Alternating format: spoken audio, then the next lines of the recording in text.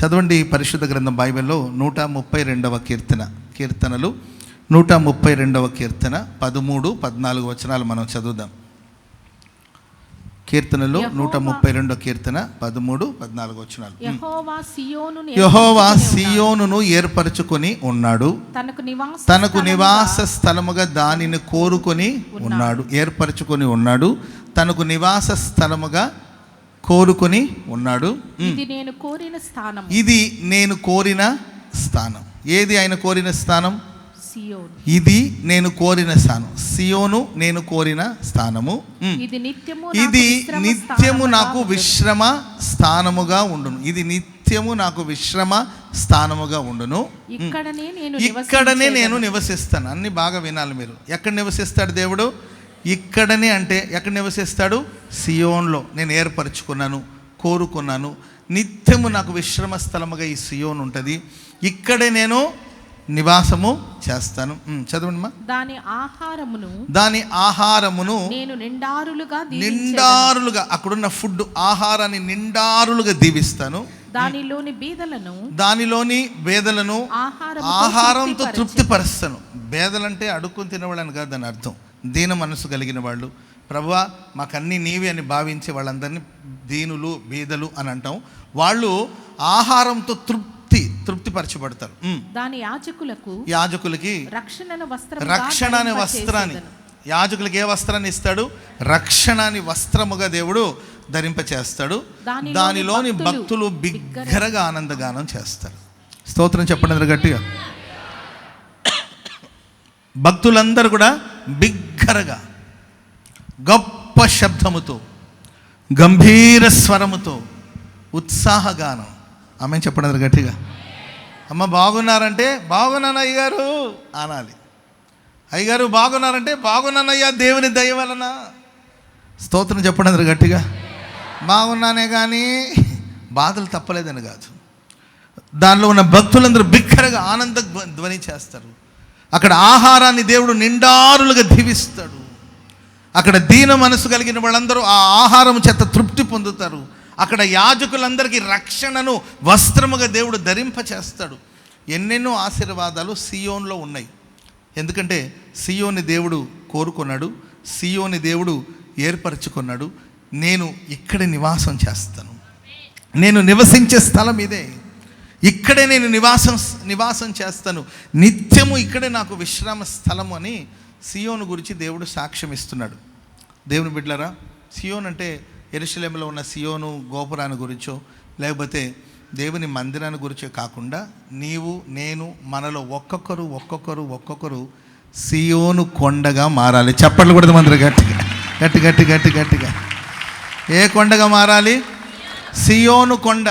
నేను ఒక సియోను పర్వతాన్ని, నేను ఒక సియోను కొండని, నేను కోరుకున్న కొండ, నేను ఏర్పరచుకున్న స్థలం, నేను ఇక్కడే నివసిస్తాను, ఇక్కడే నేను వాసం చేస్తాను. మన పిల్లల్ని మనకు ముద్దు వచ్చినప్పుడు మనం పిలుస్తాం, కొండ అని పిలుస్తాం. ఏ కొండ అని పిలుస్తాం చెప్పాలి. మన పిల్లలు ముద్దు వచ్చినప్పుడు ఏమని పిలుస్తాం? కొండ, బంగారు కొండ అని పిలుస్తాం. కూడి వచ్చిన మీరే కానీ లైవ్ చూస్తున్న వాళ్ళు కానీ ఒకవేళ మీ పిల్లలకి ఈసారి నుండి మీ పిల్లలు మీకు ముద్దు వచ్చినప్పుడు, పిల్లలంటే మనకి ఎప్పుడు ముద్దే, అది వేరే విషయం. ఎప్పుడైనా మనకు విపరీతమైన ముద్దు వచ్చినప్పుడు నా బంగారు కొండ అనకుండా ఈసారి నా సియోను కొండ అని పిలవండి. చెప్పండి కూడా అందరూ గట్టిగా. నా సియోను కొండ, నా ప్రియమైన కొండ. మనం దేవునికి ప్రియమైన వారం. మనల్ని చూసి దేవుడు అంటాడు, నా ప్రియమైన కొండ, సియోను కొండ, నేను నిన్ను ఏర్పరచుకున్నాను నాన్న, నేను నిన్ను కోరుకున్నాను. ప్రపంచంలో ఎందరో ఉండగా నేను నిన్నే కోరుకున్నాను, నేను నిన్నే ఏర్పరచుకున్నాను. నీ దగ్గర నాకు నిత్యము విశ్రమ స్థానం. నేను ఇక్కడే విశ్రాంతి పొందుతాను, నేను ఇక్కడే నివసిస్తాను, నేను ఇక్కడే జీవిస్తాను. నేను నిన్ను కోరుకున్నాను, ఆహారాన్ని దీవిస్తాను, పేదల్ని తృప్తిపరుస్తాను, యాజకులకు సంరక్షణ ఇస్తాను. ఇలా చెప్పుకుంటూ వెళ్తే శ్రేష్టమైన ఆశీర్వాదాలు ఎన్నెన్నో. ప్రేమైన వాళ్ళరా, మన దేహమే ఒక ఆలయం. ఆమేన్ చెప్పండి అందరూ గట్టిగా. చెప్పండి గట్టిగా హల్లెలూయా. ఈ ఆలయంలోనే ప్రభు నివాసం చేస్తాడు. ఈ దేహమే ఒక సియోను, ఈ దేహమే ఒక సియోను, నీ ఆత్మ ఒక సియోను. ఈ సియోన్లో ప్రభు నివాసం చేయాలి, నిత్యము ఆయన మనలో నివాసం చేయాలి, నివసించాలి. మన ఒంట్లో బ్లడ్ ఎలా ఫ్లో అవుతూ ఉంటుందో, మన దేహంలో రక్తం ఎలా ప్రసరించబడుతుంటుందో, మన బాడీలో ఉన్న అన్ని ఆర్గాన్కి ఆక్సిజన్ ఎలా సప్లై అవుతూ ఉంటుందో, అట్లా మన దేహమంతా మన అణువులు ప్రతి అణువులో యేసయ్య సంచరిస్తూ ఉండాలి. స్తోత్రం చెప్పండి గట్టిగా. ఏదేను తోటంతా దేవుడు ఏ విధంగా సంచరించాడో నీ దేహమే ఒక ఏదేను తోట. ఆమె చెప్పండి గట్టిగా. చెప్పండి, నా దేహమే ఒక ఏదేను తోట అని చెప్పండి. నా ఆత్మ ఒక ఏదేను తోట, ఈ సంఘం ఒక ఏదేను తోట, నా ఇల్లు ఒక ఏదేను తోట. ఈ తోట అంతా దేవుడు నిత్యము సంచరిస్తూ ఉండాలి. చప్పట్లు కొడుతూ దేవునికి స్తోత్రం చెప్పండి గట్టి. నీ దేహమంతా ఆయన సంచరించాలి, నీ దేహంలో ఆయన నివసించాలి, నీ హృదయంలో ఆయన నివసించాలి, నీ గుండె గుడిలో దేవుడు నివాసం చేయాలి. నీ హృదయంలో, నీ గుడిలో ఆయన కొలువై ఉన్నాడు, ఆయన నివసిస్తున్నాడు, ఆయన నిన్ను కోరుకున్నాడు. ప్రేమైన వాళ్ళరా, ఆయన మనలో నివసిస్తున్నప్పుడు మన ప్రతి స్పందన, మన ప్రతి శ్వాస, ప్రతి నిశ్వాస ఆయన అయి ఉండాలి. ఆమె చెప్పడం గట్టిగా. నీకు వచ్చే ప్రతి ప్రేరణ ఎవరి వల్ల కలిగే ప్రేరణ అయి ఉండాలి? యేసయ్య ప్రేరణ. అందుకే మీరు చూడండి, దావీదు ఒక చిన్న తప్పు చేశాడు. సౌలు వస్త్రపు చంగుని కోసేశాడు. ఆ తర్వాత పక్కకు వచ్చి తెగ ఫీల్ అయిపోతున్నాడు. ఏదో మనుషులు చంపేసినట్లు, ఏదో కీడు చేసేసినట్లు, ఏదో యాసిడ్ పోసేసినట్లు పెద్దగా ఫీల్ అయిపోతున్నాడు. ఏది? ఓ అభిషేకించబడిన వస్త్రమే కోసింది ఆయన. మనిషికి ఏ గాయపరచలేదు, వస్త్రమే కదా. దీని గురించి నువ్వు ఇంత ఫీల్ అవుతావేంటి దావీదు అంటే, అంతేనండి దేవుని మనస్సు. స్తోత్రం చెప్పడం గట్టిగా. దేవుడు ఊరుకోలేదు, దావీదు నువ్వు చేసింది రైట్ కాదు ఇది. ఆయన మనలో ఉన్నప్పుడు మనం చేసే చిన్న తప్పు కూడా మనకు భూతత్వంలో కనబడుతుంది. ప్రతి చిన్న తప్పును కూడా దేవుడు ఒప్పింప చేస్తాడు. మన నోటితో మనం ఒప్పుకుంటాం, ఇక మీదట ఇలా ప్రవర్తించను, ఇలా జీవించను అని. ప్రతి చిన్న తప్పులకి కొంతమంది జీవితంలో ఎటువంటి తప్పులు, ఎటువంటి పాపాల పీపాలు అయ్యి అంతేక. ఎన్ని తప్పు చేస్తున్నా చలనం ఉండదు, ఎన్ని అబద్ధాలు చెప్పినా స్పృహ ఉండదు, చలనం ఉండదు. అరే తప్పు చేశానే అనే ఆ పశ్చాత్తాపం ఉండదు. రాతి లాంటి హృదయం, మొండి హృదయం, బండలాంటి హృదయం, మొండి హృదయం. వెంటనే నువ్వు గుర్తుపట్టాలి, నేను దేవుని కృపకు దూరం అయిపోయినట్టున్నాను. దేవుడే కానీ నాలో ఉంటే, దేవుడే కానీ నాలో నివసిస్తూ ఉంటే, మరి నేను చేసిన తప్పును గురించిన పశ్చాత్తాపం నాలో ఏర్పడాలి కదా. నేను మాట్లాడిన తప్పుడు మాటల గురించి నేను పశ్చాత్తాపపడాలి కదా. ఎందుకు నేను ఒప్పుకోలేకపోతున్నాను, ఎందుకు ఈ పాపా నుండి తప్పుకోలేకపోతున్నాను, ఎందుకు దీన్ని నేను విడిచిపెట్టలేకపోతున్నాను, పశ్చాత్తాపం అనేది ఎందుకు కలగట్లేదు ఆలోచించాలి.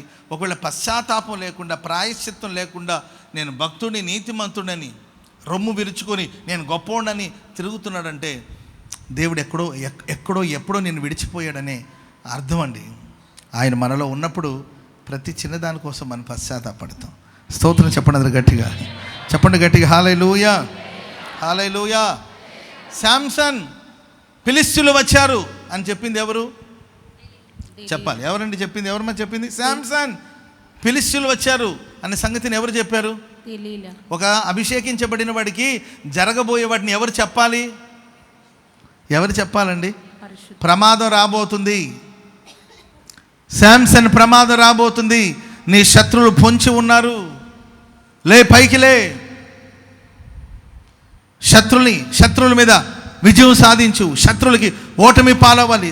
శాంసన్ లే, అదిగో అక్కడ గాడిద, పచ్చి గాడిద దవడెమ్ముకుంది అని చూపించవలసింది ఎవరు? దేవుడు. చూపించింది ఎవరు? ఒకప్పుడు దేవుడు. ఇప్పుడు ఎవరు నడిపిస్తున్నారు? శాంసన్ అంటే దెలైలా. అంటే దేవుని ఆత్మతలను విడిచిపోయినట్లు గ్రహించలేని స్థితిలో ఉన్నాడు. కనుకనే ఎవరో చెప్పవలసిన పరిస్థితి వస్తుంది. ఇప్పుడు ఎవరు నిన్ను నడిపిస్తున్నారు? తల్లి, నిన్నెవరు నడిపిస్తున్నారు? సహోదరుడా, ఎవరు నిన్ను నడిపిస్తున్నారు? ఎవరి ప్రేరణతో అడుగులు వేస్తున్నావు? ఎవరి ప్రేరణతో మాట్లాడుతున్నావు? ఎవరి ప్రేరణతో నువ్వు ప్రవర్తిస్తున్నావు? నిన్ను నడిపించేది ఎవరు? దేవుడు నీలో ఉంటే సాక్షాత్తు దేవుడే నిన్ను నడిపిస్తాడు. చప్పట్లు కూడా మంది గట్టి గట్టి గట్టి గట్టి గట్టి గట్టి. హల్లెలూయా. బైబిల్ ఇలా రాయబడిందండి, యూదును ఒకని చెంగు పట్టుకొని 10 మంది వస్తారంట. యూదును ఒకని చెంగు పట్టుకొని 10 మంది వస్తారు. 10 మంది రావడానికి సిద్ధంగా ఉన్నారు. ఆ 10 మందిని తీసుకొచ్చే స్థితి నీకుందా? నీ చెంగు పట్టుకోవడానికి 10 మంది రెడీగా ఉన్నారు, కానీ ఆ 10 మందిని నువ్వు తీసుకోగలిగిన స్థాయిలో నీవు ఉన్నావా? తీసుకొచ్చే స్థాయిలో ఆ పరిశుద్ధత, ఆ మారు మనసు, ఆ ఏర్పాటు మనలో ఉన్నాయా? పరీక్షించుకోవాలి. మీరు చూడండి, ప్రకటన గ్రంథం, బైబిల్లో ఆఖరి గ్రంథం వచ్చేసి ప్రకటన గ్రంథం. ఆ ప్రకటన గ్రంథంలో మారు మనసు పొందమని ఎవరితో చెప్తున్నాడు దేవుడు? చెప్పాలి. సంఘము.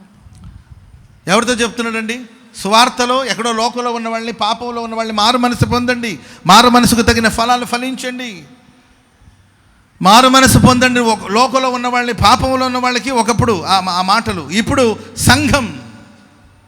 సంఘంతో దేవుడు మాట్లాడుతున్నాడు. ఈ అంత్య దినంలో మారు మనసు పొందవలసింది ఎవరు తెలుసండి? సంఘము. నీ మీద తప్పు ఒకటి మోపవలసి వచ్చింది, మొదటి ప్రేమని విడిచిపెట్టావు, నువ్వు మారు మనసు పొందు. సంఘంలో ఉన్న తప్పులను దేవుడు చెప్తున్నాడు. తప్పు ఒకటి మోపవలసి వచ్చింది నీ మీద, మొదట ఉండిన ప్రేమను నీవు విడిచిపెట్టావు. మారు మనసు పొందు సంగమా, మారు మనసు పొందు. ప్రభు రాకడ సమీపమవుతున్న కొలదిగా మరింతగా మన మనస్సును మార్చుకొని మారు మనసు పొంది ఆయన మనలో నివసించేటట్లుగా మనం సిద్ధపడాలి ప్రియులరా. ఆయన మనలో నివసించినప్పుడు ఆయన రాకడలో మనం ఎత్తబడతాం. చెప్పండి కూడా మందరు గట్టిగా హల్లెలూయా. నీవు లేకపోతే నేను జీవించలేను ప్రభువా, క్షణమై నేను బ్రతకలేను అనే స్థితికి మనం చేరాలి. దేవుడు లేకపోతే ఏమైంది, నేను బతకలేనా? చర్చి లేకపోతే నేను బతకలేనా? సేవ లేకపోతే నేను బతకలేనా అంటుంటారు కొంతమంది. నీవు లేకుండా నేను బ్రతకలేను ప్రభువా. 33.5 సంవత్సరాలు 33.5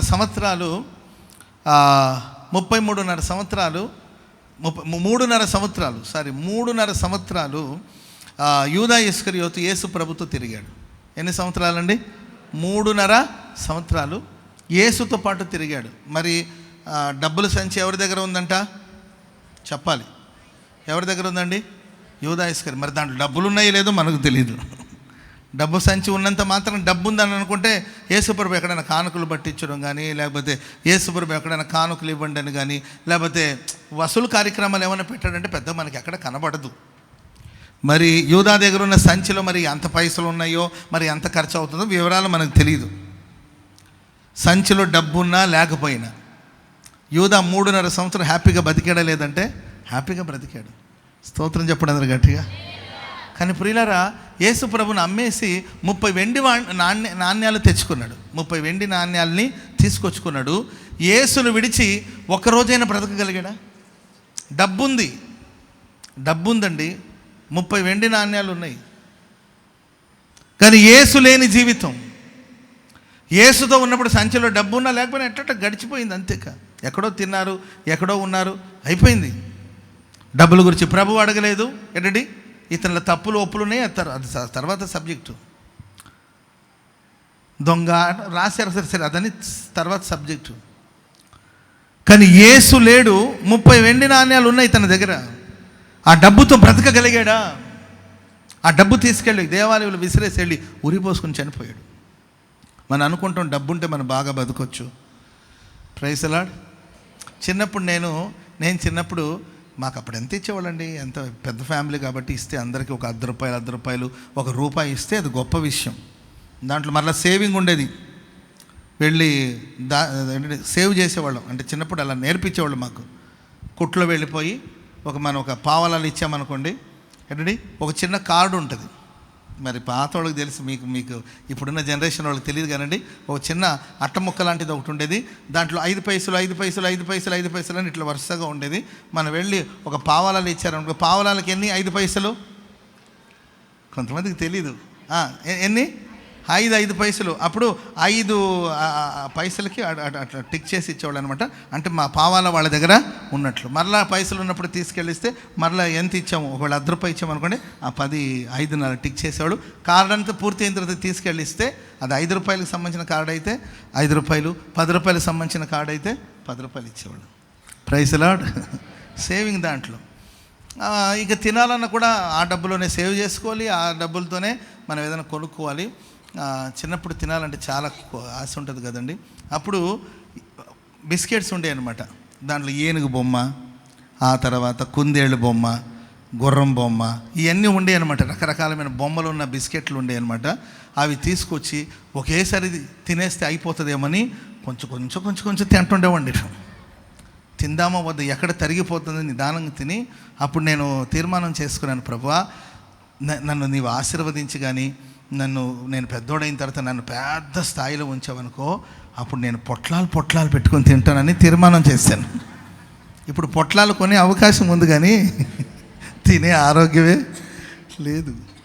ఇప్పుడు కొనుక్కోవాలండి. ఎప్పుడైనా అటు వస్తున్నప్పుడు, నేను ఇమ్మానేలు ఎప్పుడైనా వస్తున్నప్పుడు ఆ చోట్ల ఎక్కడైనా ఆగినప్పుడు ఆ పాతకాలపు ఏంటండి తిని బండారాలని దొరుకుతాయి ఎక్కడక్కడ. ఏది ఏం పెప్పర్మెంట్ అవి, లెమన్ నిమ్మకాయ ఇలాగా ఉంటుంది కదా, ఏముంటుంది దాన్ని, నిమ్మ, అవన్నీ ఉంటాయి అన్నమాట. మా ఇమ్మనేలు అవన్నీ పోగు చేసుకొని వస్తుంటాడు. Praise the Lord. నేనేమంటానంటే ప్రియమైన వాళ్ళారా, డబ్బు ఉండొచ్చు, సంపద ఉండొచ్చు, ఒకప్పుడు ఏమీ లేని స్థితి, సమస్తము ఉన్నప్పటికీ కూడా యూదా ఇస్కరియోతు బ్రతకగలిగాడంటే డబ్బు మనల్ని బతికిస్తుంది అనుకుంటే అది ఒట్టిది. పెద్ద ఇల్లు ఉంది, దాంట్లో నేను బతికేస్తానంటే ఒట్టిదేనండి. పెద్ద హాస్పిటల్ ఉందండి, మాకు హాస్పిటల్లో ఉన్న డాక్టర్ల ప్రాణాలే కోల్పోతున్నారు. హాస్పిటల్ ఉంటుంది కానీ వైద్యం చేసే డాక్టర్ ఉంటలా.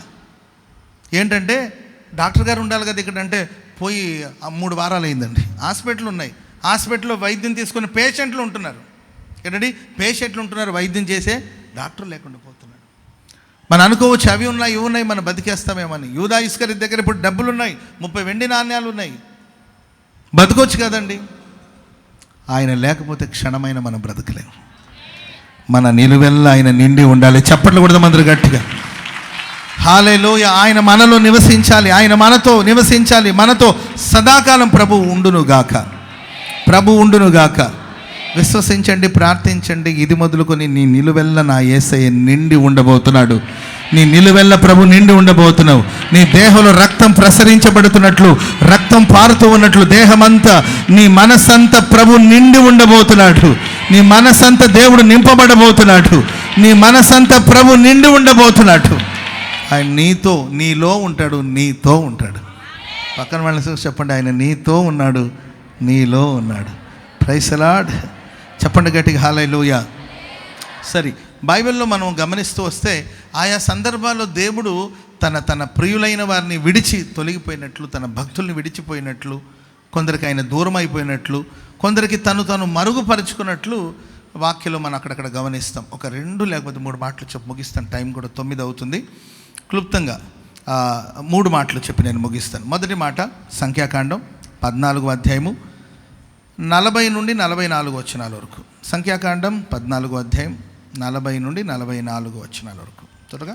వారు ఉదయమున లేచి ఆ కొన మీదకెక్కి, వాళ్ళు ఉదయాన్నే లేచి కొన మీదకి ఎక్కి చిత్తమండి మేము పాపము చేసిన వారం యెహోవా చెప్పిన స్థలం ముందునకు వెళ్ళుదము అనిరి. అప్పుడు మోషే ఇది ఎలా మీరు యెహోవా మాట మీరు యెహోవా మాటను మీరుచున్నారేంటి? అది కొనసాగదు. యెహోవా మీ మధ్యన లేడు, ఆయన మీ మధ్య లేడు గనక మీ శత్రువు ఎదుట మీరు హతం చేయబడదురు. మీరు సాగిపోవద్దు, దేవుడు మీతో లేడు, మీరు సాగిపోవద్దు. ఎలయనగా అమాలేకీయులు కనానీయులు మీకంటే ముందుగా అక్కడికి చేరి ఉన్నారు. మీరు ఖడ్గము చేత కూలుతారు. అనుసరించుట మానితిరి గనుక మీకు తోడే ఉండనని చెప్పెను. అయితే వాళ్ళు మూర్ఖించి కొండ కొనకు ఎక్కిపోయారు. వాళ్ళు మూర్ఖించి కొండ కొనకు ఎక్కి వెళ్ళారు. దైవ సేవకుడు ఒక మాట చెప్తున్నాడు, తలలు పైకెత్తి వినండి. దేవుడు వారిని ఐగుప్తు దేశం నుండి తీసుకొచ్చి పాలు తేళ్లు ప్రవహించే దేశానికి ప్రభు నడిపిస్తూ ఉన్నాడు. ఆలస్యం, కొన్నిసార్లు మన అజ్ఞానం వల్ల, అవివేకం వల్ల ఆలస్యం అవుతుంది. ఆలస్యం అలక్ష్యం కాదు. దేవుడు కానీ ఆలస్యం చేస్తే ఆలస్యమైన ఆశ్చర్యకార్యాలు చేస్తాడు. ఆమె చెప్పండి గట్టిగా. వెయిట్ చేయాలి కదా, కనిపెట్టాలి కదా. వీళ్ళంతటి వీళ్ళే వెళ్ళి కొండ శిఖరానికి వెళ్ళిపోయారు. వెళ్ళిపోతుంటే మోషే అంటాడు, వెళ్ళొద్దు, సాగిపోవద్దు. మీరు ఇంకా మీకన్నా ముందుగా అమాలేకులు వెళ్ళారు, మీకన్నా ముందు కనానీయులు వెళ్ళారు, వాళ్ళు మిమ్మల్ని హతమారుస్తారు. దేవుడు మీతో లేడు. దేవుడు మీ మధ్యన లేడు, దేవుడు మీతో లేడు, దయచేసి మీరు వెళ్ళొద్దు అని చెప్తుంటే మూర్ఖత్వం. చాలామందికి చూడండి మూర్ఖత్వాన్ని అగపరుస్తాం. బైబిల్ అదే చెప్తారు, మూర్ఖులకు ఈ తరము వారికి వేరై రక్షణ పొందండి. మూర్ఖంగా ప్రవర్తించే ఒక తత్వం. దేవుడు మాట్లాడుతున్నాడు కదా, దైవ సేవకులు మాట్లాడుతున్నాడు కదా, లోబడాలి కదా, విధేయతను చూపాలి కదా, దొడ్డిదారులు వెళ్ళకూడదు కదా, తప్పుడు త్రోవలను త్రొక్కకూడదు కదా, తప్పుగా ప్రవర్తించకూడదు కదా, హెచ్చరిస్తున్నాడు కదా దేవుడు, ఆగాలి కదా.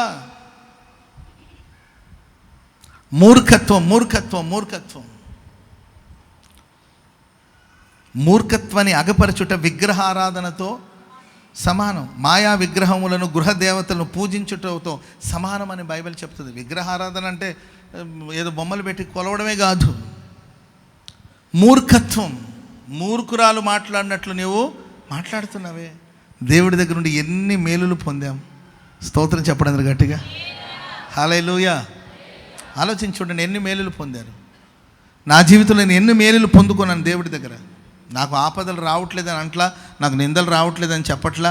నిందలు ఉండొచ్చు, ఆపదలు ఉండొచ్చు, అపాయాలు ఉండొచ్చు. అందరూ ప్రేమిస్తారని చెప్పలేము కదండి. ద్వేషించే వాళ్ళు ఉంటారు, తిరస్కరించే వాళ్ళు ఉంటారు, ఓకే.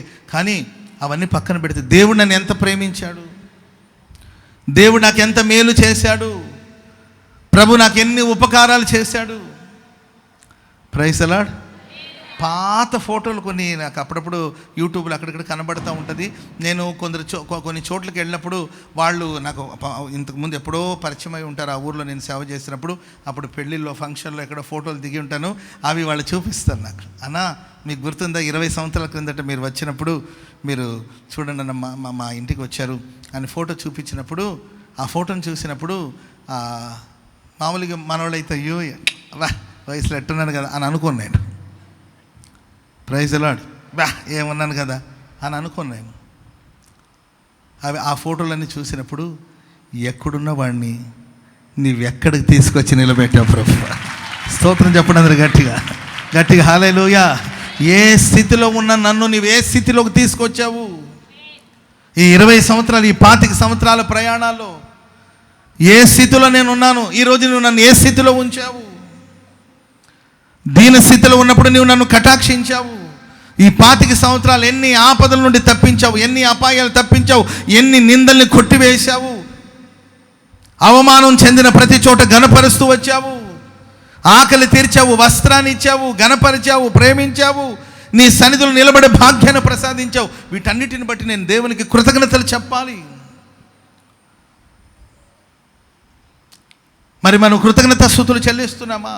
మేలు పొందాం మనం. యోబు భార్యతో అంటాడు, మనం ఎన్నెన్నో మేలు పొందాం. ఇప్పుడు ఏదో ఒక ఆపద వచ్చినంత మాత్రానికి మూర్ఖురాలు మాట్లాడినట్లు మాట్లాడతావే, దేవుణ్ణి దూషించమని నన్ను ప్రేరేపిస్తావే. మూర్ఖురాలా? తప్పు కదా?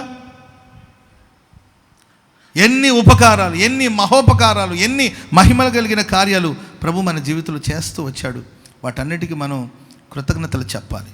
స్తోత్రం చెప్పండి అందరు గట్టిగా చెప్పండి హల్లెలూయా, హల్లెలూయా. ప్రేమైన వారు, మూర్ఖత్వాన్ని ఎవరైతే అగపరుస్తారో అక్కడ దేవుడు ఉండడు. నువ్వు కృతజ్ఞత లేకుండా బ్రతుకుతుంటే అక్కడ ఉండడు. నీ లైఫ్లో ప్రతిరోజు నీ పడకలోనికి వెళ్ళేటప్పుడు ఒక 10 నిమిషాలు, బెడ్ మీదకి వెళ్ళేటప్పుడు ఒక 10 నిమిషాలు కూర్చొని, మార్నింగ్ టు నైట్, ఉదయాన్నే మార్నింగ్ 6కి లేచావో, 7కి లేచావో, 9కి లేచావో, 10కి లేచావు, ఎన్నింటికి లేచావు అనే సంగతి నాకు అది కాదు నా టాపిక్. నీవు లేచి ఆ మార్నింగ్ నుండి ఈ నైట్ వరకు నీవు నిద్రపోయే ఆ సమయం వరకు దేవుడు నీ జీవితంలో చేసిన కార్యాలన్నీ కూడా ఒక 2-3 నిమిషాలు, ఒక 5-10 నిమిషాలు జ్ఞాపకం చేసుకుని ఒక కృతజ్ఞత చెప్పి అప్పుడు నిద్రలోకి వెళ్ళాలి. Praise the Lord. చేస్తారా? చేసి చూడండి. దేవుని ప్రసన్నతను మీరు అనుభవించకపోతే ఆ తర్వాత నన్ను అడగండి. హల్లెలూయా, హల్లెలూయా. మాకు ఒకప్పుడు ఉండేది, మాకు ఆ పద్ధతులను ఉండేవి. ఏమోనేల్, మనం ఆ పాత మందిలో ఉన్నప్పుడు రోజు రాత్రి భోజనం చేసిన తర్వాత, ప్రేయర్ అంతా అయిపోయిన తర్వాత భోజనం చేసుకొని ఒక 10 o'clock మేమందరూ కూర్చొని, మేము బ్రదర్స్ అంతా కూర్చొని, మేము ఆ రోజు దేవుడు మాకు ఏమేమి ఇచ్చి పోషించాడో అవన్నీ చెప్పి స్తోత్రాలు చెప్పాలి. Praise the Lord. ఏమ్మా, అర్థమవుతుందా మీకు? అప్పట్లో మాకేముంది, వంకాయ కూర 3 పూట్ల, ఏం కూర అండి? వంకాయ కూర. ఉదయాన్నే బ్రేక్ఫాస్ట్ ఏంటంటే అన్నం వంకాయ కూర. మధ్యాహ్నం లంచ్ ఏంటి? అన్నం వంకాయ కూర. రాత్రి డిన్నర్ ఏంటి? డిన్నర్లోకి ఏంటంటే అన్నం వంకాయ కూర. అంతేనాగా పాస్టర్ గారు? ఒకసారి వంకాయ కూర వండేశారనుకోండి మార్నింగు, ఉదయాన్నే అదే బ్రేక్ఫాస్ట్, ఉదయాన్నే వేడివేడిగా అదే బ్రేక్ఫాస్ట్, మధ్యాహ్నం అదే అన్నం, అదే మనకు లంచ్, మళ్ళీ రాత్రికి అదే ఫుడ్. ఏదో పెద్ద బిర్యానీ పెట్టినట్లు స్తుతించాలనుకునే వాళ్ళం కాదు. దేవా, నువ్వు మీరు ఇచ్చిన ఆహారం కొరకు స్తోత్రం. చెప్పండి గట్టిగా హల్లెలూయా. ఆ రోజు మాకు ఎవరైనా స్నాక్స్ ఏదైనా తెచ్చిపెట్టారనుకోండి, ఆ స్నాక్స్ ఇచ్చినందుకు నీకు స్తోత్రం. నువ్వు మాకు ఇచ్చిన మంచినీళ్ళ కొరకు స్తోత్రాలు, మీరు మాకు ఇచ్చిన నీడ కొరకు స్తోత్రం, మీరు మాకు ఇచ్చిన రక్షణ కొరకు స్తోత్రాలు. ఇలా అన్నిటిని గురించి చెప్పి స్తోత్రాలు చెప్పిన తర్వాత మేము మా పడకలోకి వెళ్ళేవాళ్ళం. అలా ఆరంభించబడిందండి, అలాంటి పునాది వేయబడింది మా విశ్వాస జీవితానికి. స్తోత్రం చెప్పండి అందరూ గట్టిగా హల్లెలూయా. ఇప్పుడు 16 రకాలు వండిన, ఇదేంది ఇలా ఉంది, అదేంది అలా ఉంది, దాంట్లో నూనె పెరిగింది, దీంట్లో ఉప్పు ఎక్కువైంది, దీంట్లో కారం ఎక్కువైపోయింది. ఇప్పుడు మనం సాకులు చెప్తున్నాం కానండి, ఒకప్పుడు దీనస్థితి అయిన కృతజ్ఞతాపూర్వకంగా ప్రభుని స్తుతించాం. Praise the Lord. చెప్పండి గట్టిగా హల్లెలూయా. ఎక్కడ కృతజ్ఞత స్తుతులు ఉంటాయి అక్కడ ప్రభు ఉంటాడు. ఎక్కడ మూర్ఖత్వం ఉంటుందో, మూర్ఖత్వం, సేవకుల మాట అంటే లెక్కలేదు, దేవుని మాట అంటే లెక్కలేదు, వాక్యం అంటే భయం లేదు, వాక్యం అంటే భయం లేదు, దేవుడు చేసిన మేళలకు కృతజ్ఞత లేదు. ఆ మూర్ఖుల మధ్యలో మూర్ఖత్వం ఎక్కడ ఉంటుందో అక్కడ ప్రభు ఉండడు. ఒకవేళ మీలో ఏదైనా మూర్ఖత్వం ఉందా, వాక్యం ఏం చెప్తుంది? వాక్యాన్ని ఫాలో అవ్వండి. దైవ సేవకులు మేము ఈరోజు ఈ ప్రగతికి, ఈ అభివృద్ధికి, ఆశీర్వాదానికి కారణం ఏంటంటే అన్న యేసన్న గారు మాకు ఒక మాట చెప్తే, మేము ఏనాడు యేసన్న గారు మాకు ఏదైనా చెప్తే ఆయన ఎంతో ప్రార్థన చేసి మాకు ఒక మాట చెప్తాడు. ఆ మార్గం కఠినంగా ఉండొచ్చు, ఆ మార్గం కష్టంగా ఉండొచ్చు, ఆ మాట భారంగా ఉండొచ్చు, కొన్నిసారి వేదనగా ఉండొచ్చు, గుండె బరువు ఎక్కొచ్చు, కళ్ళు చెమ్మెక్కొచ్చు, వెన్నులో వణుకు పుట్టొచ్చు, ఎన్ని బాధలున్నా అన్న ప్రార్థన చేసి మాకు ఒక మాట చెప్పాడు, ఫాలో అయిపోదాం. స్తోత్రం చెప్పండి అందరూ గట్టిగా, చెప్పండి గట్టి హల్లెలూయా. దైవ సేవకుని నోటి మాటలు అది దేవుని మాటలు, ప్రభు ప్రేరేపించిన మాటలు. ఒక ఆత్మీయ తండ్రిగా ఆయన మాకు నష్టాన్ని కలిగించాలని కోరుకోడు కదా. ఒకవేళ ఈ కష్ట మార్గంలో, ఈ నష్ట మార్గంలో నడిపిస్తున్నా కూడా దీని వెనకాల ఏదో మేలు దాగి ఉంది, కీడు చాటున మేలు దాచబడి ఉన్నదని ఏనాడు యేసన్న గారు మాకు ఒక మాట అంటే దాన్ని ఏనాడు మేము తిరస్కరించలేదండి. శిరస వంచి సాగిపోయాము. ఈరోజు ఈ ఆశీర్వాదాన్ని, అభివృద్ధిని అనుభవిస్తున్నాం. స్తోత్రం చెప్పండి అందరూ గట్టిగా హల్లెలూయా. దేవుని మాటను వినండి. ఆత్మ సంబంధమైన దైవ సేవకులు ప్రార్థన చేసి మీకు ఒక ఆలోచన చెప్తే దాన్ని అనుసరించండి. అందరి మాట వినమని నేను అంట్లా. ఆయన ఆత్మ సంబంధమైన సేవకుడైతే, ఆయన ఆత్మీయుడైతే, ఆయన పరిశుద్ధాత్మ చేత నడిపించబడేవాడైతే, పరిశుద్ధాత్మ ప్రేరణ చేత కొనసాగించబడిన సేవకుడే నీవు గుర్తించినప్పుడు, ఇది దేవుని మాట నీవు గుర్తించినప్పుడు పెడచెవిని పెట్టొద్దు, శిరస వంచు, అప్పగించుకో, ఆ వాక్యానుసారంగా జీవించు. స్తోత్రం చెప్పడం గట్టిగా. వాళ్ళు లెక్క చేయలేదు, మోషన్ లెక్క చేయలేదు. వాళ్ళు ఏంటి మోషే చెప్పే మాటలు, మేము పోతాం, మా కొండెక్కడో రాదా, మాకు కొండెక్కడో రాదా, మేము వెళ్ళి కొండెక్కుతాం, మేము ఇలా తిరిగి రావాలంటే మేము రాలే, మాకు ఓపిక లేదు, నీ పోతే నీ వెళ్ళు, మేము ఇటు వెళ్తామని వెళ్ళారండి. వద్దు, ఆ మార్గంలో అమాలేకులు మీకన్నా ముందు వెళ్ళారు, కనానీయులు వెళ్ళారు, మీరు చేస్తారు. దేవుడు మీతో లేడు. సహవాసాన్ని విడిచి వెళ్ళిపోతే దేవుడు మీతో ఉండడు. సంఘాన్ని విడిచి తొలగిపోతే దేవుడు మీతో ఉండడు. మూర్ఖంగా ప్రవర్తిస్తే దేవుడు మీతో ఉండడు. ఆయన నీకు దూరం అయిపోతే మీ ప్రాణాలు గాల్లో కలిసిపోతాయి. చెప్పినా కూడా లెక్క చేయకుండా వెళ్ళారు. శత్రుల చేతిలో వాళ్ళు హతమార్చబడ్డారు. కనుక ప్రియమైన వాళ్ళరా, మూర్ఖంగా ఉండొద్దు, లోబడండి, కృతజ్ఞతాస్తుతులు చెల్లించండి, వాక్యానుసారంగా నడవండి. ప్రభు మీతో ఉండునుగాక. హల్లెలూయా. హోషాయ ప్రవచన గ్రంథం 5వ అధ్యాయం, రెండో మాట. హోషాయ ప్రవచన గ్రంథం 5వ అధ్యాయము 4, 5, 6 వచనాలు చదువుదామా? హోషాయ ప్రవచన గ్రంథం 5వ అధ్యాయం 4, 5, 6 వచనాలు చదవండి. తమ క్రియల చేత అభ్యంతరపరచబడిన వారై వారు తమ దేవుని యొద్దకు తిరిగి రాలేకపోవుదురు. దేవుని సన్నిధికి వాళ్ళు తిరిగి రాలేకపోయారు. వారిలో వ్యభిచార మనసు ఉండిన వారు యెహోవాను ఎరుగక ఉందురు. ఇశ్రాయేలు యొక్క అతిశయాస్పదమును అతని మీద సాక్ష్యమిచ్చును. ఓకే, ఇశ్రాయేలు వారును ఎఫ్రాయిము వారును తమ దోషములు చిక్కుబడి ఇశ్రాయేలు వారు ఎఫ్రాయిము వారు తమ దోషములు చిక్కుబడి త్రొట్టిల్లుచున్నారు. వారితో కూడా యూదా వారు కూడా త్రొట్టిల్లుచున్నారు. ఇశ్రాయేలు త్రొట్టిల్లుతున్నారు, యూదా వాళ్ళు త్రొట్టిల్లుతున్నారు, ఎఫ్రాయిము వాళ్ళు త్రొట్టిల్లుతున్నారు. వారు గొర్రెలను ఎడ్లను తీసుకొని యెహోవాను వెదుకుదురు గాని ఆయన వారికి తన్ను మరుగు చేసుకొని నందున వారికి కనబడకుండా ఉన్నాడు. వీళ్ళందరూ బలులు తీసుకొచ్చారు. తల పైకెత్తి వినండి. యూదా వారు, ఎఫ్రాయిం వాళ్ళు, ఇశ్రాయేల్ వారు అందరూ కూడా తమ క్రియల చేత దేవునికి అభ్యంతరంగా ఉంటున్నారు. వాళ్ళు తమ పనులు, తమ చేష్టలు. దేవుడు ప్రార్థన వింటాడనేది ఎంత వాస్తవమో, కొన్ని పర్యాయాలు దేవుడు ప్రార్థన వినడు అనేది కూడా అంతే వాస్తవం. మీకు అర్థమైందండి? దేవుడు మన ప్రార్థన వింటాడు. ఆమెన్ చెప్పడం గట్టిగా. కొందరి ప్రార్థన వినడు. దీన్ని కూడా ఆమెన్ చెప్పాలి మనకు. దేవుడు మన ఆరాధన అందుకుంటాడు అనేది ఎంత వాస్తవమో, మన ఆరాధనని ఆయన అసహించుకుంటాడు అనేది కూడా అంతే వాస్తవం. కొందరి ఆరాధన, అందరిది కాదు, కొందరి ఆరాధన. కొందరి ప్రార్థన దేవుడు అంగీకరించి ప్రతిఫలం ఇస్తాడనేది ఎంత వాస్తవమో, కొందరి ప్రార్థనకు దేవుడు ముఖమును చాటు చేస్తాడు. వాళ్ళు గొర్రెలు తీసుకొచ్చారు, పశువులు తీసుకొచ్చారు, వెతుకుతున్నారు. దేవా నా దేవుడు నీవే, నీకోసం మేము బలులు తెచ్చాము, అర్పణలు తెచ్చారంటే వారి అర్పణలు దేవుడికి అసహ్యతను కలిగించింది. ఎందుకంటే అర్పించే అర్పణ కన్నా అర్పించే మనిషి ముఖ్యం. స్తోత్రం చెప్పండి గట్టిగా, చెప్పండి గట్టిగా హల్లెలూయా. ఆరాధన చేసే వ్యక్తి కన్నా ఆరాధన చేసే వ్యక్తి యొక్క జీవితం ముఖ్యం. క్రియలు, పనులు, మన ప్రవర్తనలు ఎలా ఉన్నాయో ఒకసారి గమనించుకోవాలి. మీరు గొడవలు చేసుకుంటూ వచ్చి ఇక్కడ పరిచర్య చేస్తే ఆ పరిచర్యను అంగీకరిస్తారు అనుకుంటున్నారా? హలో, మేము కుర్చీలు వేసాము, కుర్చీలు తీసాము, చేపలు వేసాము, చేపలు జుట్టాము, చేపలు పట్టాము, ఊడ్చినంతసేపు ఊడ్చాము. మాకు కానీ కోపం వచ్చినందుకు చేపలు తిప్పేసి యుద్ధాలు చేసుకోవటం. నీ పరిచర్యను దేవుడు అంగీకరించడు. మేము ఆరాధన చేస్తాము, మేము వాయిద్యాలు వాయిస్తాం, మేము ఆరాధన చేస్తాం, మేము సేవ చేస్తాం. చెయ్యి తప్పేం లేదు, కానీ నీ సేవని దేవుడు అంగీకరించడు.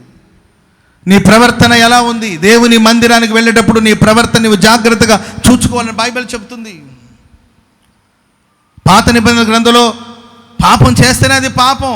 క్రొత్త నిబంధనలు యేసు ప్రభు చెప్పిందంటే, ఒక వ్యక్తి గురించి నీ మనసులో తప్పుగా ఆలోచిస్తే అప్పుడే నువ్వు పాపం చేసిన వాడయ్యావు.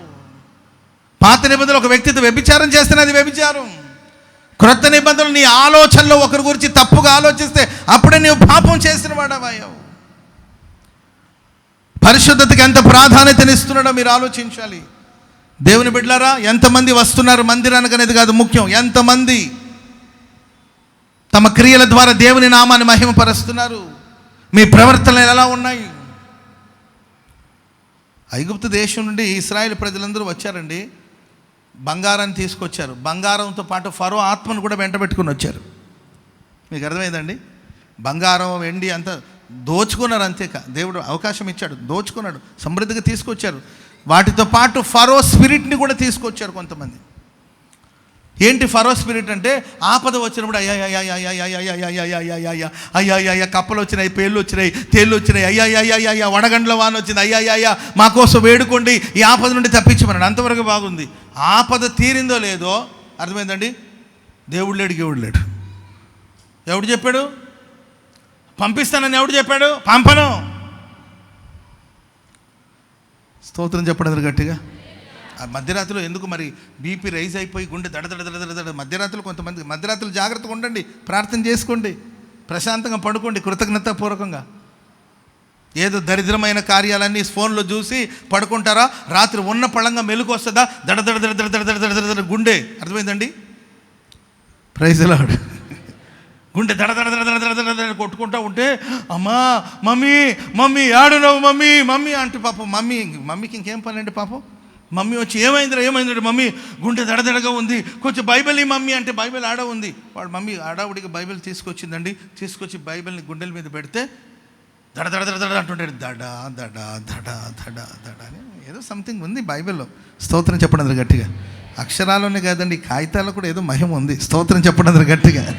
మన ఊరికి అంటుంటాం కానండి, మరి కొందరు నమ్మకాన్ని బట్టి ఆ తల కింద పెట్టి అంటారు, అనేవాళ్ళు అంటారు. కానీ మేబీ ఏదో మరి వాళ్ళ నమ్మకం, వాళ్ళ విశ్వాసం, మనం ఏం చెప్పలేం. ఏంటండి, బైబిల్ గుండె మీద పెట్టేసరికి ఆ బరువును బట్టో ఏదో మొత్తం మీద దడ దడ దడ దడ దడ దడ అంటుండే, దడ దడ దడ దడ అని కూల్ అయిపోయేసరికి, మమ్మీ ఇప్పుడు బాగుంది మమ్మీ, అదే చేత్తో ఆ ఫోన్ ఇస్తావా ఆట. అర్థమైందండి, అదే చేత్తో ఒకసారి ఫోన్ ఇస్తావా అంటాడు. ఒరే ఆ ఫోన్ చూసే కదరా నీకు ఈ సమస్య వచ్చిందంటే. ఆపద వచ్చినప్పుడు అలా బిహేవ్ చేస్తారు, ఆపద తీరినప్పుడు ఇంకొకలాగా బిహేవ్ చేస్తారు. మీకేమైనా కష్టాలు నష్టాలు పోరాటాలు వచ్చినప్పుడు మీ బిహేవియర్ ఒకలాగా ఉంటుంది, ఆ కష్టం తీరిపోయిన తర్వాత ఇంకొకలాగా ఉంటుంది మీ బిహేవియర్. అప్పుల బాధలు రుణ బాధలు అవన్నీ వేధిస్తున్నప్పుడు మీ బిహేవియర్ ఎలా ఉంటుందో ఒకసారి చూసుకోండి. అప్పులన్నీ తీరిపోయిన తర్వాత వచ్చిన జీతం డబ్బు పెరిగిపోతున్నప్పుడు అప్పుడు నీ బిహేవియర్ ఎలా ఉంటుంది? నెల ఆఖరిలో ఎలా బిహేవ్ చేస్తున్నావు, నెల ప్రారంభంలో ఎలా ప్రవర్తిస్తున్నావు, చేతి నుండి డబ్బు ఉన్నప్పుడు ఎలా ప్రవర్తిస్తున్నావు, చేతిలో డబ్బు లేనప్పుడు ఎలా ప్రవర్తిస్తున్నావు. ఫరో స్పిరిట్ ఇది. వీళ్ళు అక్కడి నుండి బంగారం అవే కాదు, ఆ స్పిరిట్ని కూడా మోసుకుంటూ వచ్చారు. క్రియలు సరిగా లేదు. దేవుడు అంటాడు, మీరు బలులు తీసుకొచ్చిన, అర్పణలు తీసుకొచ్చిన, ఆరాధన తీసుకొచ్చిన నేను మీకు కనబడను, నన్ను నేను మరుగుపరుచుకున్న. దేవా ఎక్కడున్నావంటే తనను తానే మరుగుపరుచుకున్నాడు దేవుడు. ఆయన తను మరుగుపరుచుకుంటే మనం ఎంత వెతికినా మనకైనా దొరకడు.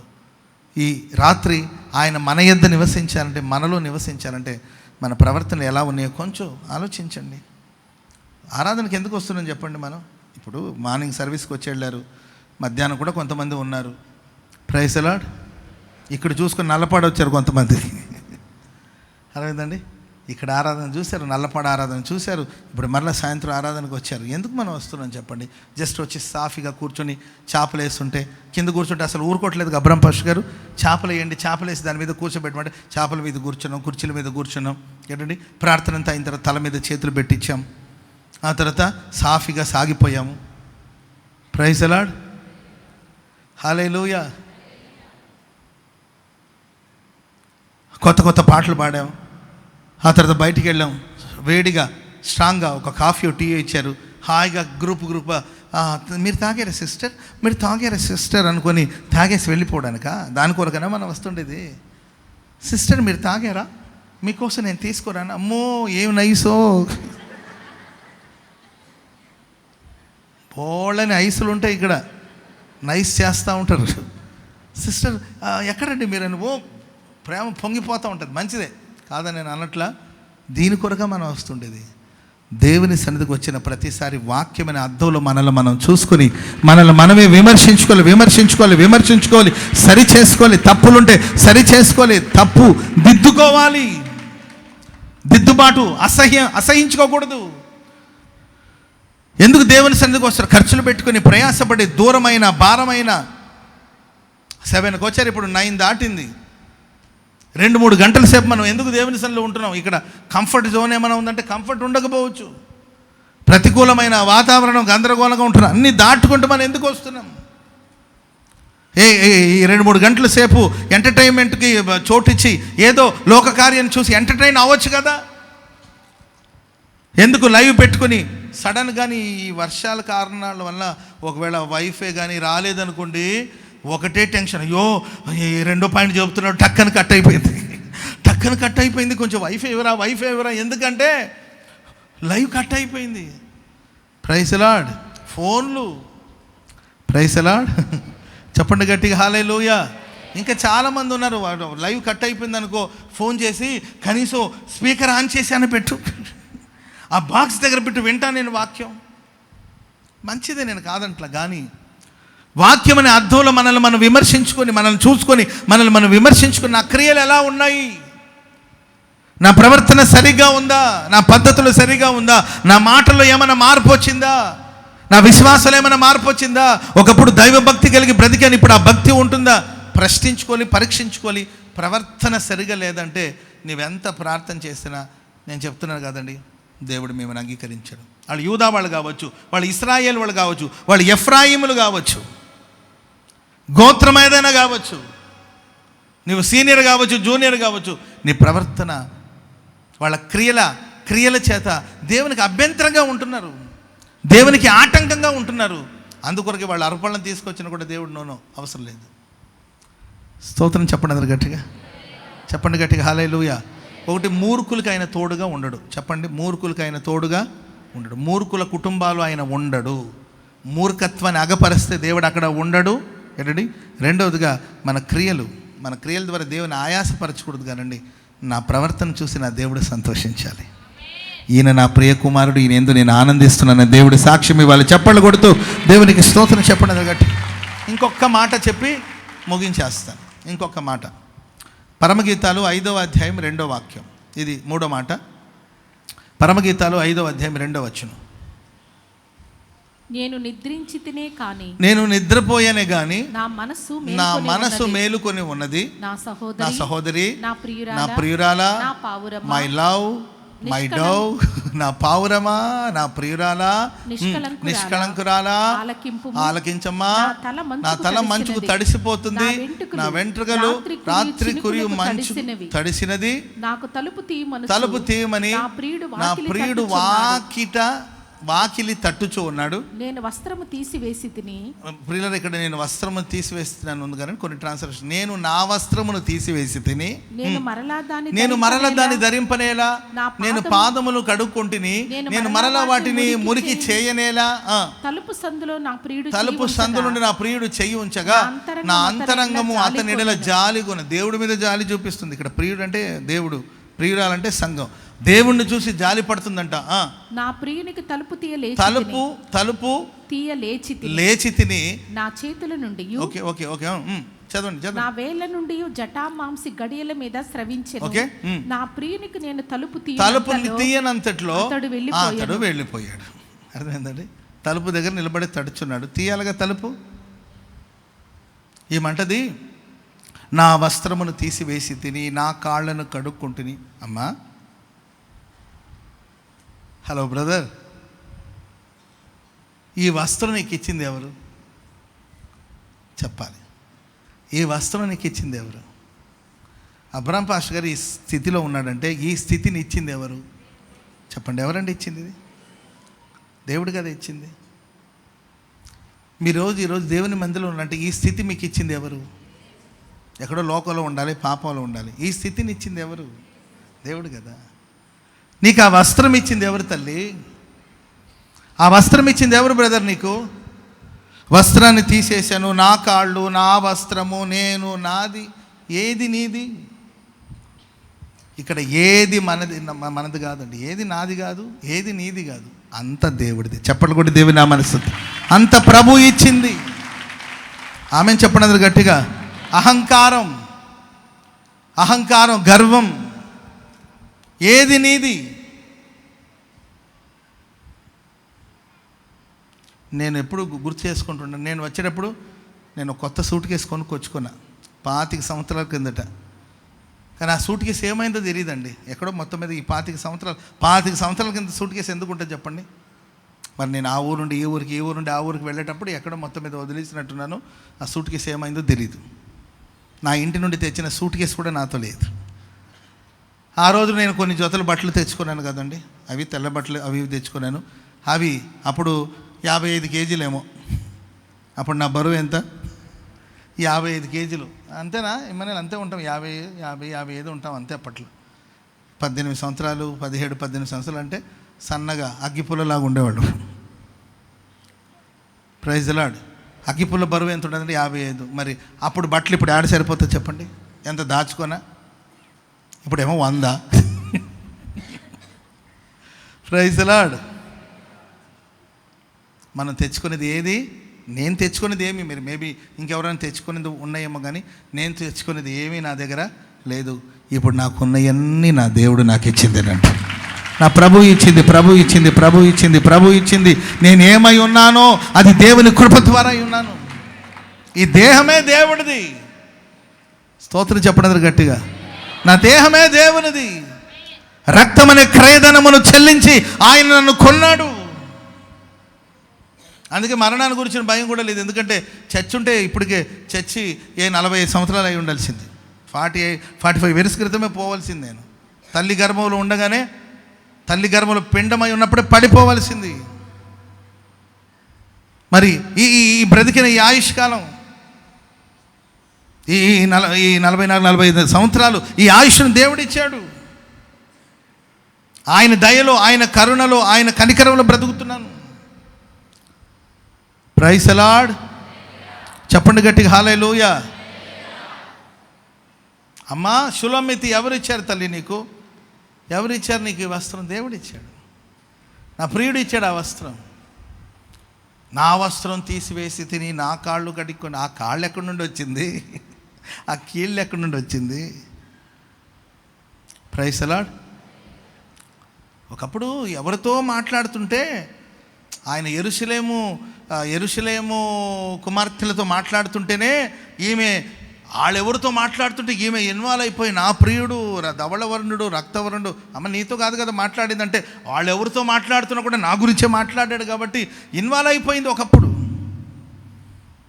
డైరెక్ట్గా నీతో మాట్లాడేది కాదు. అక్కడ యెరూషలేము కుమార్తెలారా మాట్లాడుతుంటే వాళ్ళ దగ్గర మాట్లాడే మాటకి ఈమె పొంగిపోయిపోయి, నా ప్రియుడు ధవళవర్ణుడు రక్తవర్ణుడు 10,000 మందిలో అతికాంక్షణీయుడు, నా ప్రియుడు అలా ఇలా అని చెప్పుకున్న వ్యక్తి ఇప్పుడు సాక్షాత్ ఆయన వచ్చి తలుపునొద్ద నిలబడి తట్టుచున్నాడు. ఒకప్పుడు ఎక్కడో మూల మీద కూర్చున్నావు, లక్షల మందిలో, వేల మందిలో ఎక్కడో మూల మీద కూర్చొని ఉన్నప్పుడు దేవుడు ఎవరితో మాట్లాడుతుంటే వాళ్ళు వాక్యముతో ఆనందిస్తుంటే, పరిశుద్ధాత్మలు ఆనందిస్తుంటే పక్కన ఉండి నీవు పరవశించేవాడివి. స్తోత్రం చెప్పండి గట్టిగా. వాళ్ళు పరిశుద్ధాత్మలు ఆనందిస్తుంటే ఇలా బెత్తరపోయి చూసి, అమ్మో ఎంత శక్తి. వాళ్ళు వాక్యాన్ని విని ఉల్లసిస్తుంటే, వాళ్ళెవరు ఆరాధన చేస్తుంటే నువ్వు పరవశించిన వ్యక్తివి. కానీ ఇప్పుడు నీకు ఆరాధించడానికి అవకాశం, నీకు ప్రార్థించడానికి అవకాశం, నీకు వాక్యాన్ని బోధించడానికి అవకాశం, నీకు దేవుని సేవ చేసే అవకాశాన్ని ప్రభు ఇచ్చినప్పుడు నీవు ఎలా ఫీల్ అవ్వాలి? తలుపులు మూసేసి నాది నాది నాది. స్తోత్రం చెప్పండి గట్టిగా హల్లెలూయా. ఒక మాట చెప్తాను, రాసుకోండి, లేకపోతే గుర్తుపెట్టుకోండి. ఎప్పుడైనా టైం వస్తే అడుగుతాను, అప్పుడు మీరు నాకు రిపీట్ చేయాలి మరలా. అది ఆశీర్వాదాన్ని అనుభవించాలి కానీ, అనండి, ఆశీర్వాదాన్ని అనుభవించాలి కానీ ఆరాధించకూడదు. చెప్పండి, ఆశీర్వాదాన్ని, నేను ఆశీర్వాదాన్ని అంటాను, మీరు కంటిన్యూ. ఆశీర్వాదాన్ని కానీ ఆరాధించకూడదు. హల్లెలూయా. ఎన్ని ఇచ్చినా అనుభవించండి. దేవుడిచ్చిందని తినండి శుభ్రంగా. అన్నం ఇచ్చాడా తినండి, మంచి బట్టలు ఇచ్చాడా మంచి బట్టలు కట్టుకోండి, బండ్లు ఉన్నాయా తిరగండి. Praise the lord.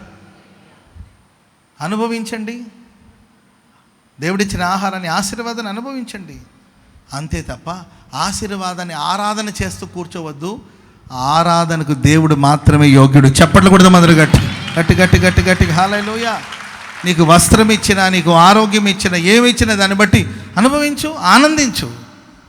అంతే తప్ప వాటిని ఆరాధించొద్దు. Praise the lord. భార్యని ఇచ్చాడనుకో, భార్యను ప్రేమించు.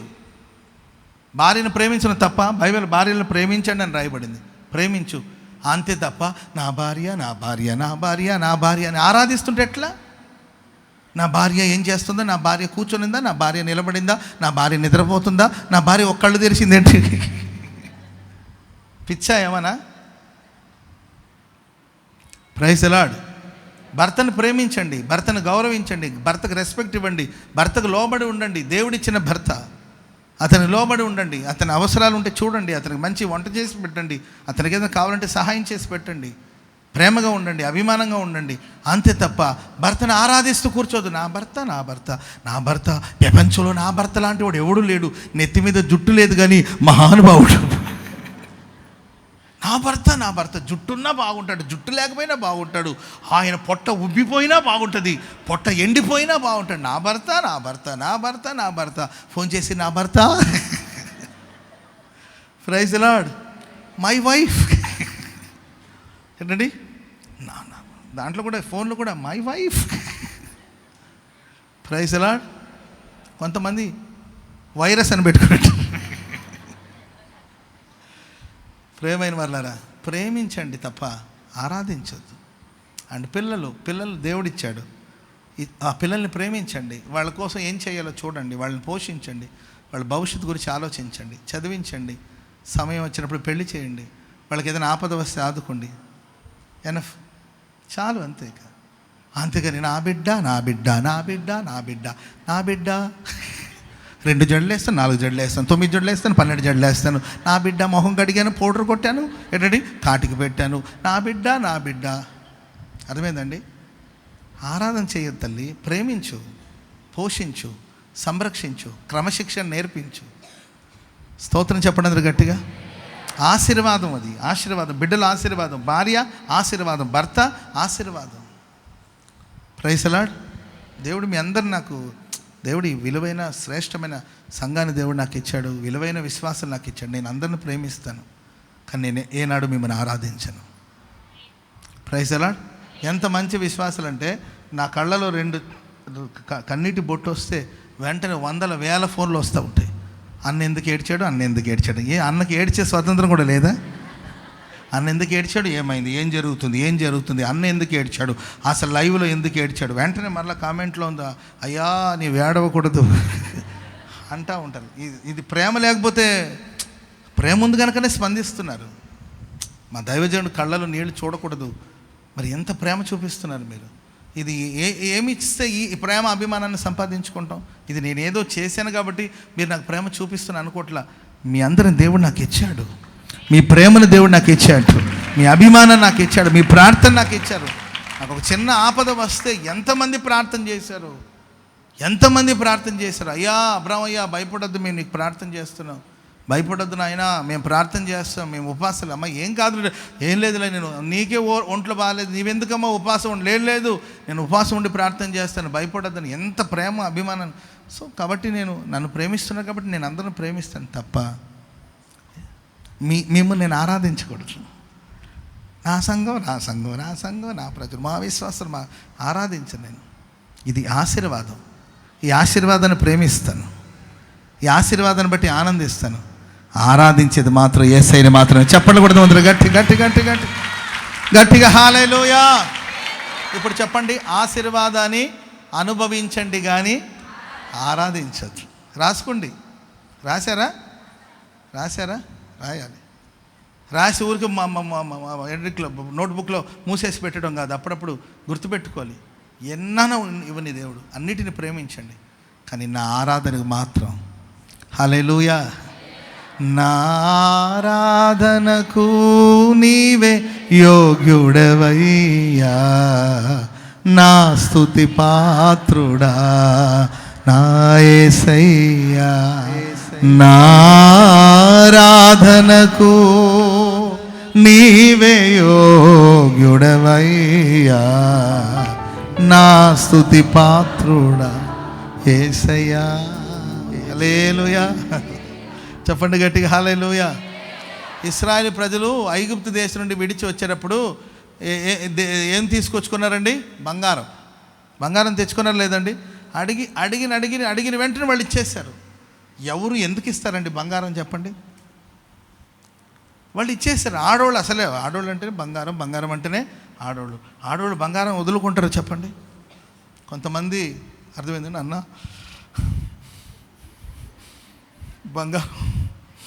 బంగారం దేవుడికి ఇచ్చేయాలనుకుంటున్నట్టే. అమ్మా ఎందుకులే తల్లి, వద్దులేమ్మా, కష్టపడి కొనుక్కొని ఉంటావు. ఒకటి ప్రేరణ,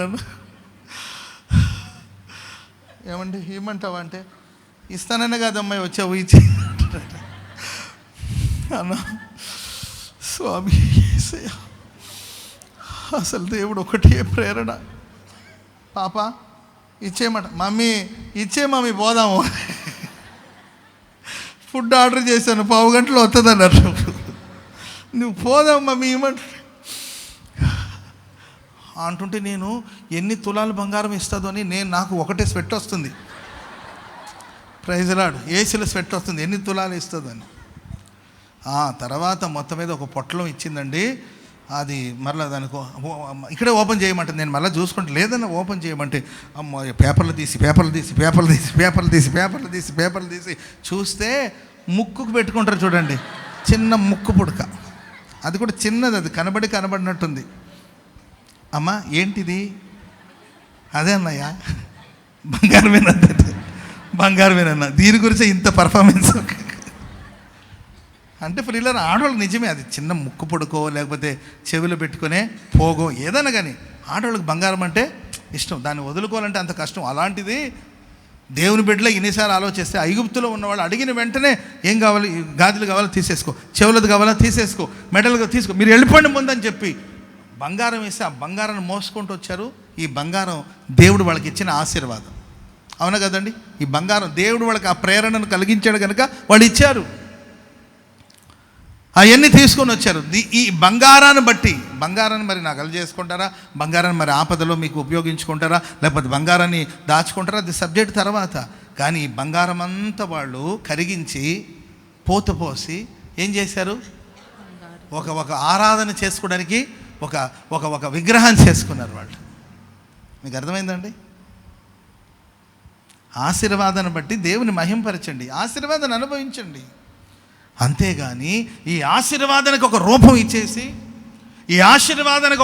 ఇచ్చేసి తిని తాగి దాని ఎదుట సాగిలపడి తినుటకు త్రాగుటకు కూర్చుండి ఆడుటకు లేచి ఆరాధన చేస్తున్నారండి. మోషే వచ్చి చూస్తే దేవుడు కొండ మీద ఏది వద్దని చెప్పాడో దాన్నే చేస్తున్నారు. అప్పుడు మోషేకి కోపం వచ్చిందండి. ఆ బంగారం అంతా తీసుకెళ్ళి ఏం చేశారు, అగ్నిలో వేశారు. అప్పుడు అది పూర్తిగా కరిగి పొట్టయిపోయింది, దాన్ని వాటర్లో కలిపేశారు. అసలు ఏ ఆశీర్వాదం చూసి మనం అహంకారంగా ప్రవర్తిస్తామో ఆ ఆశీర్వాదం ఒకరోజు మన జీవితంలో లేకుండా పోతుంది అంతే. కనుక దేవుడు నిన్ను ఎంత హెచ్చించినా ఆయన బలిష్టమైన చేతి క్రింద దీన మనసు కలిగి ఉండు, అంతేగా. స్తోత్రం చెప్పడం గట్టిగా హల్లెలూయా. దేవుడు ఇచ్చాడా, సంతోషంగా ఉండు, తృప్తిగా ఉండు, క్షేమంగా బ్రతుకు. ఎప్పుడు ప్రభు పిలుస్తాడో నీకు తెలీదు. ప్రభు పిలిచినప్పుడు వదిలేసి వెళ్ళాల్సిందేగా. ఎన్ని తులాల బంగారం ఉన్నా, బ్యాంకులో ఎంత డిపాజిట్ ఉన్నా అన్నీ వదిలేసి వెళ్ళాల్సిందే కదా. ఆ పెద్ద ఆయన ఉన్నారు కదా, టాటా, ఏం పేరు పెద్ద ఆయన పేరు, రతన్ టాటా పెద్ద ఆయన ఉన్నారు కదండి. ఆయన ఎంత సంపాదించుంటారండి, ఆయన ఎంత సంపాదించుంటారు, ఎంతమందికి మేలు చేసి ఉంటాడు, ఎంత మహోన్నతమైన స్వభావం వారిది, ఎంతమందికి హెల్ప్ చేస్తుంటాడు, ఎంతమందికి ఉపకారం చేస్తుంటాడు. తన రాబడిలో, తన ఆస్తిలో తన రాబడిలో ఎంతో ఒక పెద్ద శాతం అనేకులకి ఆయన సహాయం చేస్తూ వచ్చారు. కానీ ఆయన గారు చనిపోయినప్పుడు వాళ్ళ పద్ధతి ప్రకారంగా తీసుకెళ్ళి కనీసం సమాధి చేయడం కూడా లేదంట. వాళ్ళ కల్చర్లో తీసుకెళ్ళి ఆ బాడీని తీసుకెళ్ళి ఎక్కడ అడవిలో పెట్టేసి వచ్చేయాలి అంతే. ఆకాశ పక్షులు వచ్చేసి ఆ బాడీని పీక్కుని తింటుందంట. వాళ్ళ కల్చర్ అది. మనిషి చనిపోయిన తర్వాత ఆ దేహాన్ని ఊరికి మట్టికి ఎందుకు అప్పచెప్పడం, అలా ఉంచేస్తే పక్షులనే తింటాయి కదా అని చెప్పి తీసుకెళ్ళి ఎంత సంపాదించారు, పేరెంత సంపాదించారు, పేరు ప్రఖ్యాతులు, డబ్బు, దేని కొదవ, ఏం కొరత ఆలోచించాలండి. ఆయన తీసుకెళ్ళి అట్లా ఉంచేసి వచ్చేసారు. వాళ్ళ అలవాటు, కల్చర్ అది. మనం తీసుకెళ్ళి సమాధికి అప్పచెప్తారు. మన్న ఇది తిరిగి మన్న అయిపోతుంది. 70 ఏళ్ళు బ్రతుకుతున్నావు, 60 ఏళ్ళు బ్రతుకుతున్నావా, 30 ఏళ్ళు ఎన్నాళ్ళైనా బ్రతుకుతున్నావు. మరి నువ్వు సంపాదించినంత ఏం చేయాలి? ఏమైనా పేరు కానీ ఘనత కానీ ఏది సంపాదించాను, నువ్వు వెళ్ళేటప్పుడు ఏమైనా పట్టుకెళ్తావా? తల్లి గర్భం నుండి మనం ఏమి తీసుకురాలేదు, మరలా ఈ ప్రపంచాన్ని విడిచి వెళ్ళేటప్పుడు ఏమి తీసుకెళ్ళు. ఎంతకాలం బతుకుతాం? ఎందుకు దురాశ, ఆశ? ఆశీర్వాదం దేవుడు ఇచ్చిన తర్వాత సంతోషంగా తిను, సంతోషించు, హ్యాపీగా ఉండు, పిల్లల్ని బట్టి సంతోషించు, నీ భార్యను బట్టి సంతోషించు, నీ భర్తను బట్టి సంతోషించు, అంతే తప్ప మనకున్న ఆస్తిని, ఐశ్వర్యాన్ని ఆరాధించడం ప్రారంభించొద్దు. దేవుడు అనుకుంటే ఇచ్చినవాడు దేవుడు వెనక తీసుకోలేడా? యెహోవా ఇచ్చాడు, యెహోవా తీసుకోవాలంటే తీసుకోలేడండి. సంవత్సరాల తరబడి దేవుడు మనకి ఇచ్చాడు, తీసుకోవడానికి ఒక నిమిషం చాలదా?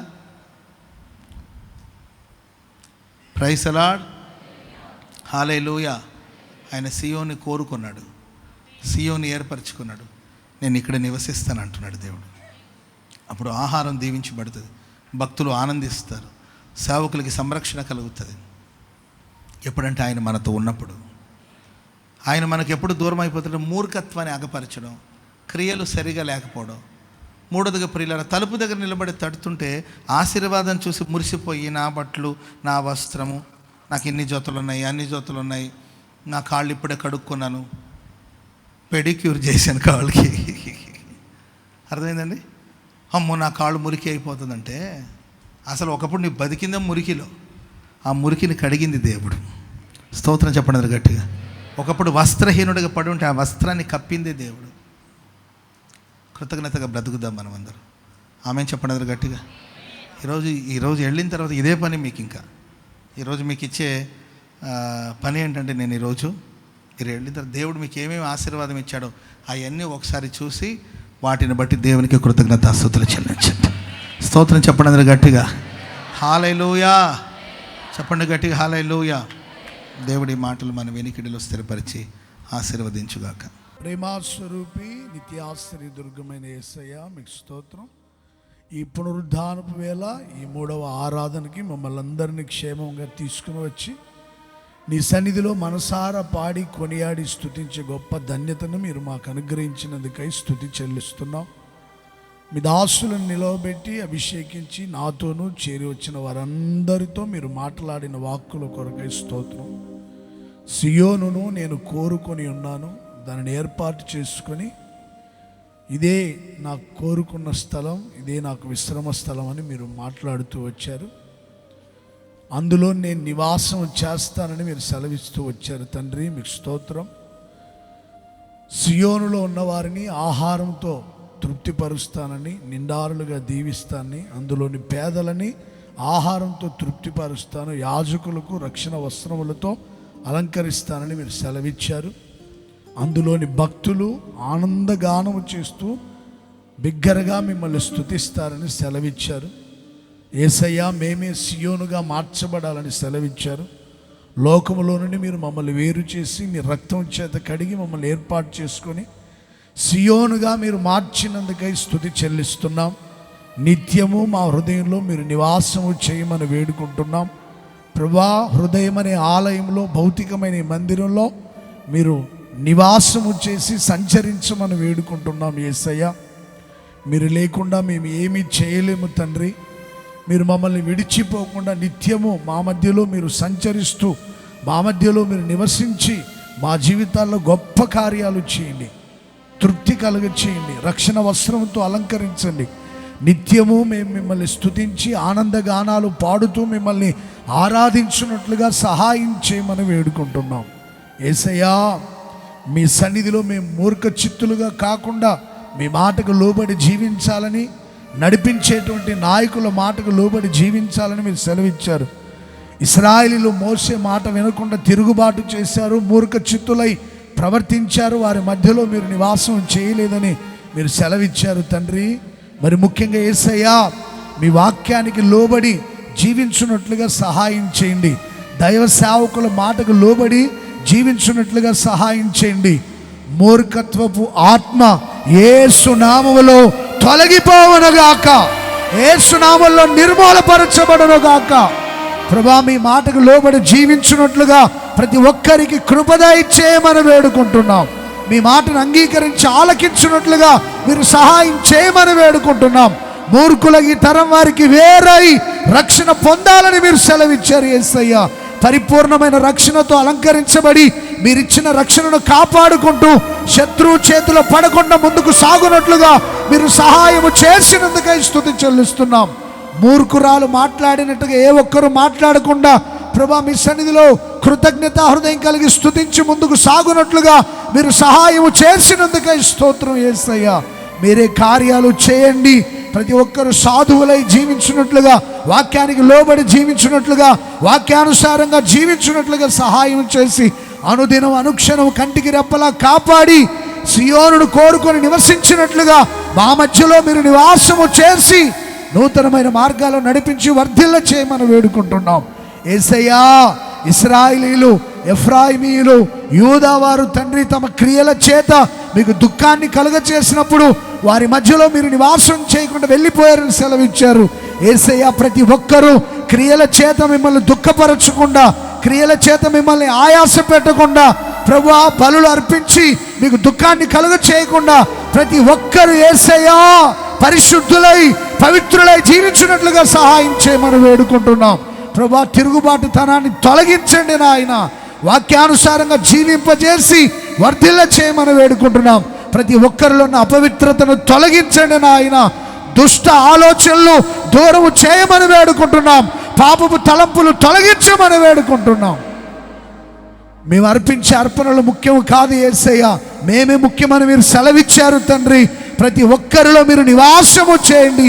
ప్రతి ఒక్కరి ప్రాణాత్మ దేహాలను మీరు పరిశుద్ధపరచమని వేడుకుంటున్నాం. అపవిత్రతను తొలగించి పవిత్రపరిచి నిత్యము బిడల జీవితాల్లో, బిడల హృదయాల్లో నివాసము చేసి సర్వ సమృద్ధి చేత నింపి ఆనంద గానాలు పాడి మిమ్మల్ని సేవించినట్లుగా ఆశీర్వదించి వర్ధిల్ల చేయమని వేడుకుంటున్నాం. యేసయ్యా, మీరు ఇచ్చినటువంటి వస్త్రాలు మేము కాపాడుకుంటూ ముందుకు సాగునట్లుగా, కృతజ్ఞతా హృదయం కలిగి జీవించినట్లుగా సహాయం చేయమని వేడుకుంటున్నాం. మా ప్రాణాత్మ దేహాలని మీ చేతులకు అప్పగిస్తున్నాం యేసయ్యా. ఈ దేహం మీరిచ్చింది నాయన, ప్రాణాత్మ దేహాలు మీరిచ్చింది తండ్రి. వస్త్రాలు, ఆశీర్వాదాలు, ఆహారం, ఐశ్వర్యం, సంపదలు సమస్తం మీరు మాకు అనుగ్రహించారు యేసయ్యా. కృతజ్ఞతా హృదయం కలిగి మేము జీవించినట్లుగా సహాయం చేయమని వేడుకుంటున్నాం. మీరిచ్చిన ఆశీర్వాదాన్ని మేము అనుభవిస్తూ కృతజ్ఞత హృదయం కలిగి జీవించుట కృపద ఇచ్చేయండి. ఆశీర్వాదాన్ని బట్టి ఆరాధన చేయకూడదని మీరు సెలవిచ్చారు.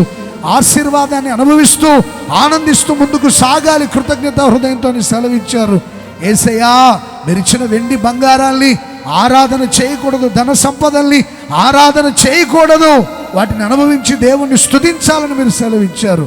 యేసయ్యా, ప్రతి ఒక్కరూ అనుదినము అనుక్షణము మీరు ఇచ్చినటువంటి జీవితాన్ని బట్టి, సమృద్ధిని బట్టి కృతజ్ఞతా హృదయం కలిగి ముందుకు సాగునట్లుగా సహాయము చేసి మాలో నివసించి తృప్తినిచ్చి ఆనంద గానాలతో నింపి నడిపించి మహిమగల మీ రాకడకు ప్రతి ఒక్కరిని సిద్ధపరిచినందుకై స్తుతి చెల్లిస్తున్నాం. వాక్యాన్ని బోధించిన మీ సేవకుని ఇంకనూ బలపరిచి అభిషేకించి ఆరోగ్యం ఇచ్చి అద్భుతంగా మీరు నడిపిస్తున్నందుకై స్తోత్రం.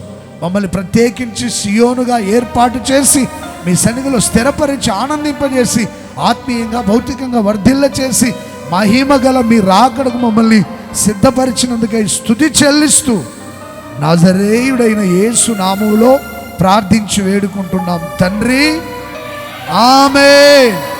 మన తండ్రి అయిన దేవుని ప్రేమ, కుమారుడైన యేసయ్య కృప, పరిశుద్ధాత్మ దేవుని యొక్క దీవెన, అన్యోన్య సహవాసం, ఆయన సన్నిధి సముఖము మనకు సకల కోటి పరిశుద్ధులందరికీ, సియోనుగా ఏర్పాటు చేయబడిన ప్రజలందరికీ ఆయన కృప సదాకాలం తోడైండి తృప్తినిచ్చి ఆశీర్వాదం ఇచ్చి రాకడకు సిద్ధపరిచి నిత్య సియోనులో చేర్చునుగాక.